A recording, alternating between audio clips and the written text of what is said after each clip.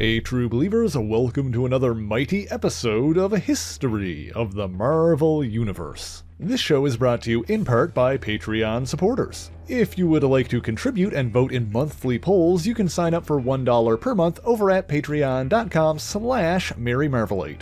The link is in the description below, along with other places you can find me. Today we're looking at the history of a man named Adam Bernard Brashear. Born in Chicago in the late 1920s, Adam grew into an intelligent and athletic young man. As he entered adulthood, he attended an Ivy League school and subsequently enlisted in the United States Marine Corps during the Korean War. In 1951, on his very first day in combat as a private first class, Adam proved his capacity for heroism after he and his comrades fell victim to an enemy ambush. Although injured, Adam carried 3 men to safety, including one Sergeant Connor Sims, his act of bravery earning him the Silver Star Medal. But despite all of his valor and accomplishments, there were still those who hated him simply because he was black. Connor witnessed the racism that Adam experienced and tried to defend him. There was only so much he could do, of course, but the two men remained close friends. After the war, Adam attended Cornell University, where he attained a level of acclaim playing football as an All-American fullback, scoring 5 touchdowns against Harvard in 1953. The following year, he graduated magna cum laude with PhDs in electrical engineering and theoretical physics. By 1960, some sources claiming closer to 1958, Adam was working for the clandestine government program Project Perseus. Fittingly, his contact with the U.S. Army was none other than his old war buddy Connor Sims. At a top-secret energy research facility, Adam worked on a device called a negative reactor. This machine was designed to tap into an extra-dimensional space known as the neutral zone, where matter and antimatter could coexist within a substance he dubbed neutronium. By drawing in these particles and keeping them stable, they would theoretically be able to provide adequate power for entire nations. But during the initial test run, something went wrong and the reactor exploded. Almost everyone in attendance perished in the blast, except for Adam Brashear and Connor Sims. Connor pulled Adam away from the wreckage, but both men had been infused with antimatter energy. While Adam's body was effectively transformed into a working antimatter reactor, Connor was less stable. His body was seemingly disintegrated, but it turns out he was actually transported into the neutral zone. Adam, meanwhile, was endowed with superhuman powers, including incalculable strength, the ability to fly at incredible speeds, fire blasts of energy from his body, and even survive in the vacuum of space. With this immense power, Adam donned a blue and white costume, hiding his face as well as his skin tone, to become a superhero known as the Blue Marvel. He built for himself a secret underwater headquarters where he could conduct his research and find solitude when needed. While constructing this fortress, he was attacked by the Atlantean prince Namor. But the two soon sorted their differences and actually became friends.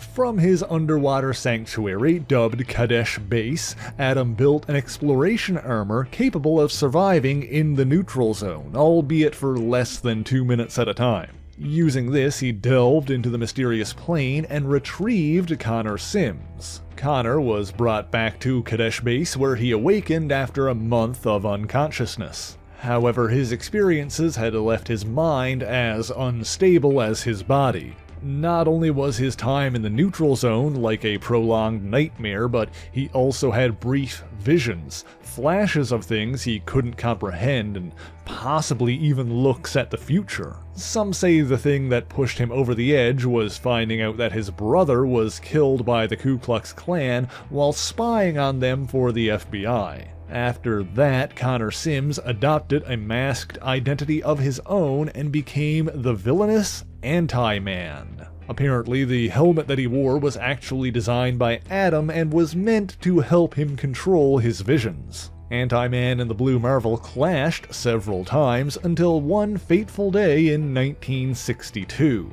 The two men fought a particularly intense battle, and after being defeated, Connor's body disappeared once again, shriveling up and dissipating into energy.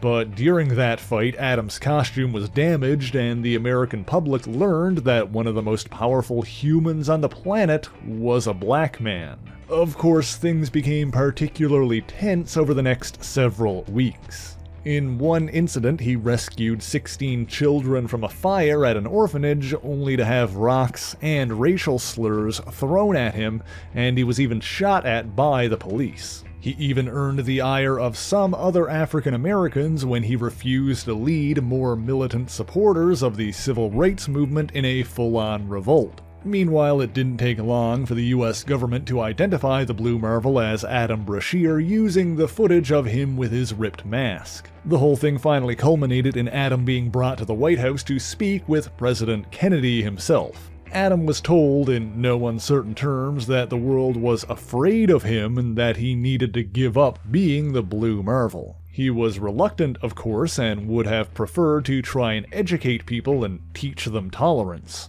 As always, Adam only wanted to do the right thing, but he wasn't going to disobey a direct order from the president. All Kennedy could offer him in recompense was the Presidential Medal of Freedom. That and one final mission, as an unknown alien entity was quickly approaching the Earth. Adam intercepted the invader, ending their battle with a large explosion so the United States government could tell the world that the Blue Marvel was dead. A frustrated Adam then landed on the moon and angrily discarded his medal. This drew the attention of Uatu, the peaceful alien watcher who observed the Earth from his lunar home. The two spoke and formed a sort of friendship, with Uatu telling Adam about another race who were divided by the color of their skin, the Kree. However, their conversation was interrupted by the arrival of an alien armada, one for which the previous invader was merely a vanguard. And so the Blue Marvel took off to defeat the hostile force in one final act of heroism before disappearing into obscurity for decades. However, the president decided that Brashear needed to be monitored, and an executive order was passed down. War heroes turned CIA agents Nick Fury and Dum Dum Dugan were initially tasked with overseeing this sensitive operation, but both refused on principle, disagreeing with how the Blue Marvel had been treated. And so the duty instead fell to a man named General Harmon Mason. He in turn assigned Agent Marlene Frazier the job of getting close to Adam. A beautiful blonde woman from Mississippi, she had no real experience with how racism and bigotry affected African Americans. In preparation for her assignment, she delved into the writings of many notable black authors, but there were still some things she couldn't yet understand.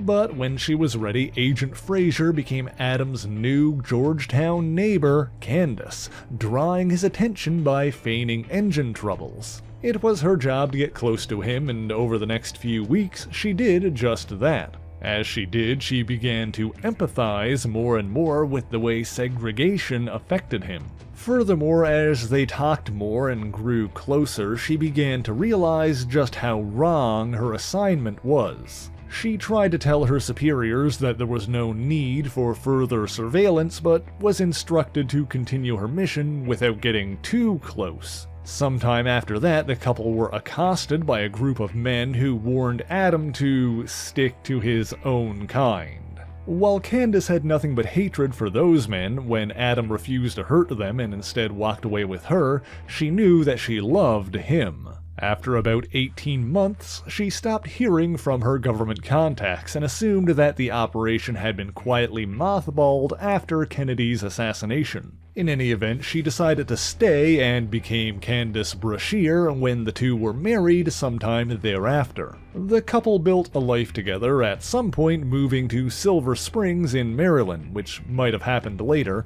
but in 1970 Candace gave birth to their first child, Kevin. While the Blue Marvel was thought dead, Adam still secretly employed his powers as Doc Brashear. In 1972, he joined forces with Blade the Vampire Hunter, the Mystic Kalu, and several others to battle a group called the Death Walkers. Also involved in that incident was a beat cop named James Lucas, who went on to father Carl Lucas, better known as Luke Cage. Meanwhile, at some point, Adam and Candace became godparents to Connor Sims' children, while Connor's widow Jen did the same for their kids. In the original telling of this story, there's a minor but fairly glaring inconsistency when Adam claims that he and Connor's families were close before the accident that gave them their powers. But this doesn't exactly make sense because Adam and Candace didn't even meet until after he retired from being the Blue Marvel and Connor disappeared.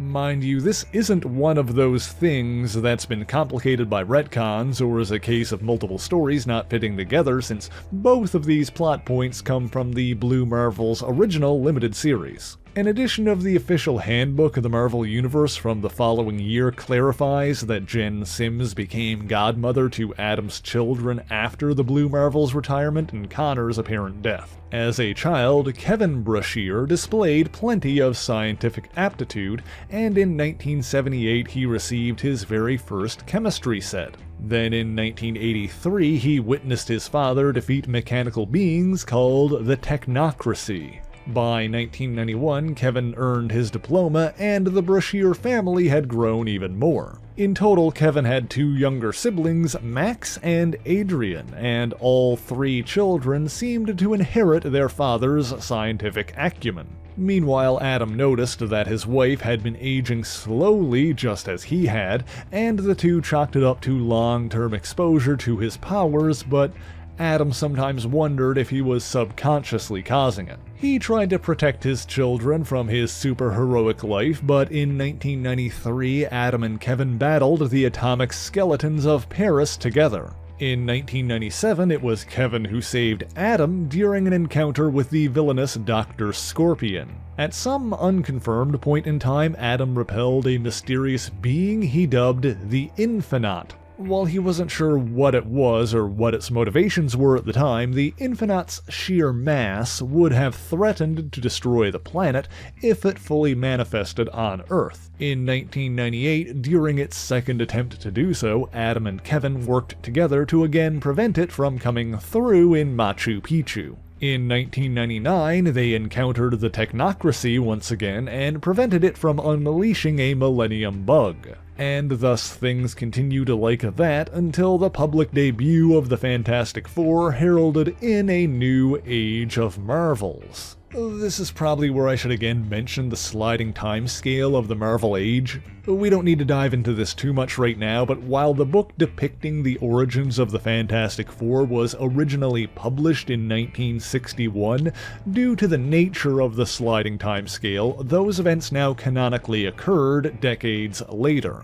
To keep things simple, for the purposes of this story, we will simply note that the modern Marvel Age began at some nebulous point in the early 21st century. One of the greatest threats to the planet around the start of this era was when the World Eater Galactus came to Earth. Uatu the Watcher debated on behalf of humanity, and the scene naturally garnered significant media attention.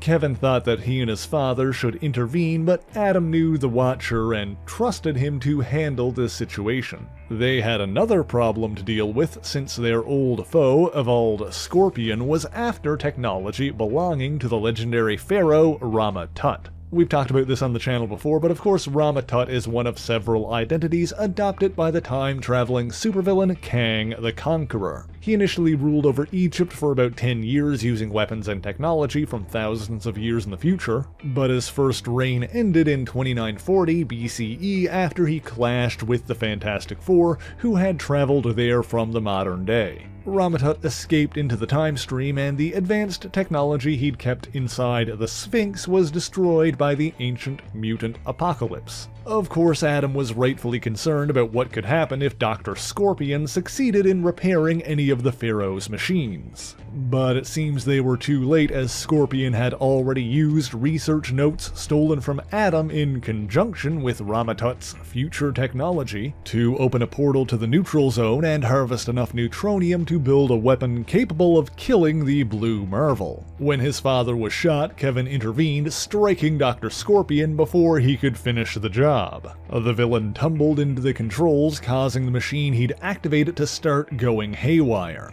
The portal began to grow out of control, and Kevin was pulled into it while Dr. Scorpion's body was vaporized. Adam desperately tried to reach his son, but even he wasn't able to push through the antimatter maelstrom. In the end, he was forced to destroy the machines and close the portal before it consumed the planet. As an interesting continuity note, all of this happened in Egypt, while at the exact same time in New York, Mr. Fantastic was repelling Galactus using the ultimate nullifier. Kevin's loss put a great strain on the rest of the family, with Adrian having nightmares for months afterwards, and Max growing distant and sullen, often getting into arguments with his father. More years passed. Max completed his studies at Howard University, while Adrian spent time in Europe before attending Spelman College. Meanwhile, Adam was teaching physics at the University of Maryland.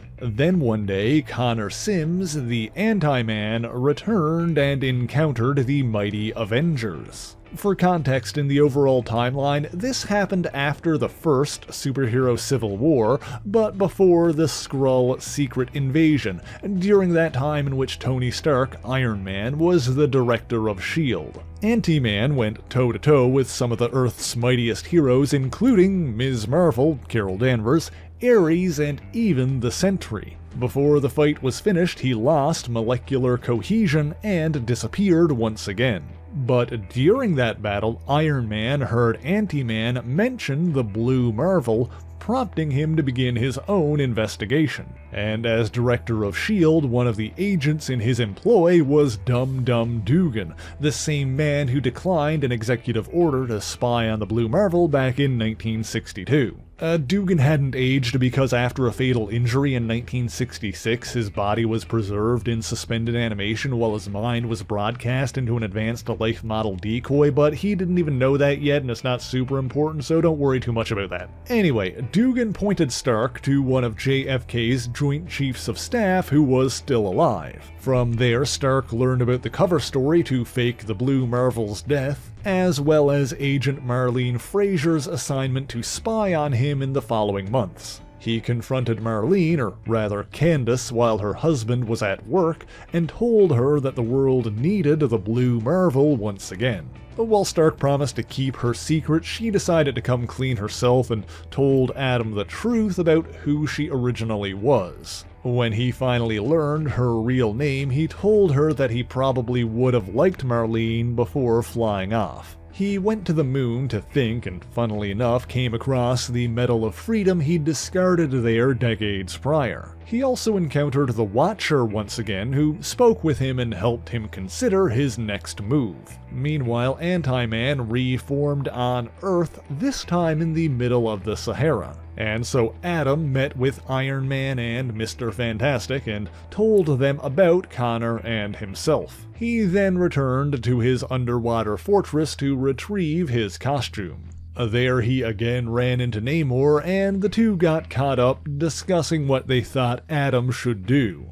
Donning the Blue Marvel suit once again, he encountered Ant-Man on the moon and tried to talk him down from his violent path. However, Connor was convinced that the only way to solve society's ills was to create a catastrophe so devastating that it would force mankind to come together. Adam concocted a plan to stop him, which involved charging him with enough positive energy for him to implode, while Adam contained the blast and shunted the energy into space. However, the Avengers were dubious, feeling the idea was too dangerous, and tried to stop him. The Blue Marvel took on the Avengers and even fought directly with the Sentry, and while he held his own, even punching his opponent into space at one point, he was ultimately knocked unconscious by the absurdly powerful hero. He was brought to the Baxter Building, the headquarters of the Fantastic Four, where he was put into stasis but visited by his wife. Meanwhile, Connor's very presence on Earth started to cause antimatter storms that threatened to rip the planet apart. While the other heroes went to confront Ant-Man, the Blue Marvel awakened and reunited with Candace. The two still loved each other, but Connor needed to be stopped, and so Adam flew off to be the hero he always was. The Avengers found themselves unable to handle the threat alone, and so Iron Man and the others agreed to follow Adam's lead. His plan was working, and Anti-Man was growing weaker while the Blue Marvel absorbed and dispersed his energy. But at the same time, a concerned Candace tried to push her way through the fleeing crowd to see her husband. And so when Connor lashed out with a wave of energy, she was among the civilians who were fatally injured. As she died, Adam cradled her burnt body and she asked him to show the world who he really was. The Blue Marvel then grabbed Anti-Man and flew him up into space, where the building energy could be safely released in a large explosion, and Connor Sims disappeared once again. After her funeral, Adam found a present that Candace had made for him before her death. A new superhero costume, one without a mask, and so the Blue Marvel entered the modern age of heroes. However, her death put further strain on the already tumultuous relationship between Adam and his son Max. Max subsequently joined up with the terrorist group Vespa under the masked identity of Dr. Positron. The Blue Marvel meanwhile engaged in both superheroics and humanitarian efforts. As part of that, he joined up with a team of mighty Avengers led by Luke Cage. He had also been continuing his research into the neutral zone, supposedly in pursuit of a new superfuel, but part of him hoped to find his other son, Kevin. Meanwhile, he came up against agents of Vespa in Europe. He thought he defeated the organization, but subsequently discovered evidence that one of their prospective evil scientists was trying to break through to the neutral zone. Taking fellow Avengers, She-Hulk and Monica Rambeau to investigate, he found that the scientist in question was his own son, Max. Ultimately, Max was trying to access the neutral zone and save his brother. By the time his father found him, he'd already constructed a working portal, but it seems that Kevin could not simply be brought home. It seems that his physical form was unstable in a positive reality. If he was untethered from the neutral zone, his antimatter-infused body would detonate like an antimatter bomb, potentially destroying the entire solar system. While the neutronium radiation he emitted prevented the Blue Marvel from getting close, Monica Rambeau, using her ability to convert her body into living energy, transformed into gamma radiation to inhabit and empower She-Hulk. Together, the two women pushed Kevin back into the neutral zone, while the Blue Marvel destroyed Dr. Positron's machines, closing the portal once again. While Adam tried to repair his relationship with his remaining son, Max's animosity towards his father had only grown. Shortly thereafter, another tragedy occurred when Uatu the Watcher was murdered. Adam learned about his friend's death when he was contacted by Mr. Fantastic during the subsequent investigation. He traveled to the moon to pay his respects and met Uatu's mate, Ulana. Adam swore to her that he would find the Watcher's killer and get revenge, but Ulana had another purpose for him and introduced him to her and Uatu's newborn child. You see, in order for a baby Watcher to develop properly, they must receive a series of antimatter pulses over several days, allowing their omnithalamus to grow to full size. This is a duty normally carried out by the father, but with Uatu gone, Adam was perhaps the only person on Earth capable of performing it. And so while the other heroes investigated Uatu's murder, Adam became his child's godfather and welcomed the new life into the universe.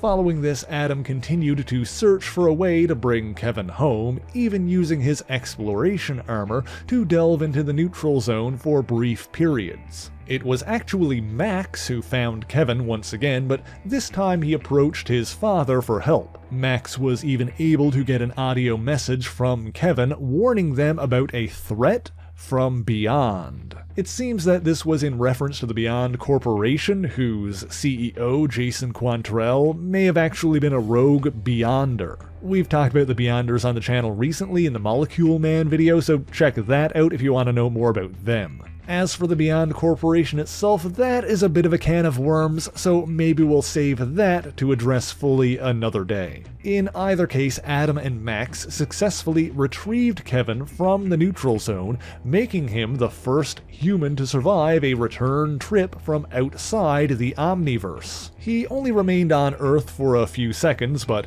when he returned to the Beyond, he brought Jason Quantrell with him. Regardless, Adam and Max began to repair their relationship and even worked together during subsequent crises. One such instance was during a series of incursions that led up to the destruction and subsequent renewal of the multiverse. We don't really need to get into the nitty-gritty of that again, but the interesting thing here is that the multiversal reset affected the entire Omniverse, causing the neutronium studied by the Blue Marvel to shift into a new structural configuration he dubbed ISO 8. Adam also joined Captain Marvel, America Chavez, the Black Panther, and Monica Rambeau, who he grew close with, as a member of the Ultimates, a group dedicated to solving problems on a cosmic scale. During one of these adventures, the team traveled to the neutral zone itself. By this point, there was a bit more understood about this realm, that it was an exospace bordering the edge of the Omniverse and the unknown beyond. And there, Adam again found Connor Sims, the Anti-Man, who had reformed in the neutral zone. Despite his earlier attempts to forgive Connor for his actions, Adam went mad with rage and attacked upon seeing him alive. However, he was stopped by his son, Kevin. It seems that Kevin had evolved into a sort of cosmic guardian of exospace, and he convinced his father to try and cure Anti-Man instead of killing him. And so while he couldn't forgive Connor, Adam brought his former friend back to Earth and imprisoned him in the Ultimates headquarters, the Triskelion. Now, there's plenty more I could touch on about the events during this time, like how the Ultimates helped the Infinite manifest in their reality without destroying the Earth, or how during the second superhero civil war, the Mad Titan Thanos attempted to manipulate Connor Sims for his own ends. For the full details on all of that and more, you can check out Al Ewing's Ultimates series from 2015 to 2016. At the end of that, Anti-Man became a Herald of Life, serving Galactus after the Ultimates converted him from a World Eater into the Life Bringer. Connor Sims was last seen sacrificing himself to restore Galactus to this benevolent form after cosmic entities attempted to change him back into a Devourer. For the full details on that and more adventures of the Blue Marvel, you can read Ultimates 2 from 2017. But that's really all I've got time for this week, so if you enjoyed this video, please leave a like, share the video, and subscribe for more marvelous content. As always, the issues referenced in this video are listed in the description below if you would like to read them for yourself, and some of them you really should, as well as links to other places you can find me, including my Patreon page, where for only $1 a month you can get your name in these special thanks here. So thank you all so much for watching, and until next time, true believers, Excelsior!